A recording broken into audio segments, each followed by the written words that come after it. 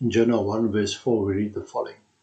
Then the Lord sent a great wind on the sea, and such a violent storm arose that the ship threatened to break up. We often find ourselves in life storms. Storms so severe that they threaten to sink our life ship. In our panic to survive, we then also begin to get rid of certain things in our lives. We exclude from our lives people who were once important to us. We act as if the world owes us, and in this attempt to get away from the storms that are raging around us, we focus so much on ourselves and what we were going to do to make the storm subside that we sometimes forget where our strengths come from. Sometimes we even get depressed.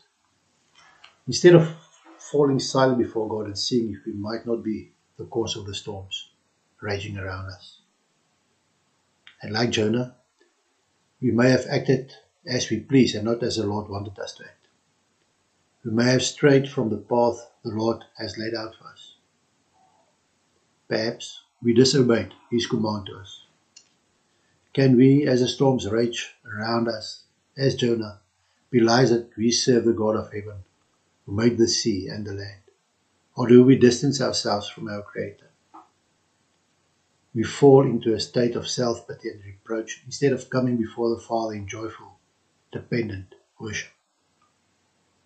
In Jonah 1 verse 9, we read, He, that was Jonah, answered, I'm a Hebrew, and I worship the Lord, the God of heaven, who made the sea and the dry land. Then Jonah 2 verse 7, When my life was ebbing away, I remembered you, Lord, and my prayer rose to you, to your holy temple.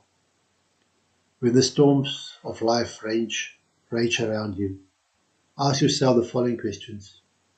Am I perhaps a cause of this storm raging in my life?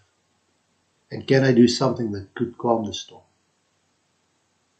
Can I face a storm myself and perhaps perish in my pride? Or am I going to turn to Him who is in heaven and is the creator of all things? Is this storm my storm? Or do I find myself in the midst of this storm because I'm in a place where I shouldn't be? Just remember, no matter how fiercely the storms might rage around you, the Lord is always with you. You are never alone. Extend your hand to Him and receive the protection, power and grace that only He can offer. After all, in Hebrews 13 verse 5 we read, Keep your lives free from the love of money and be content with what you have.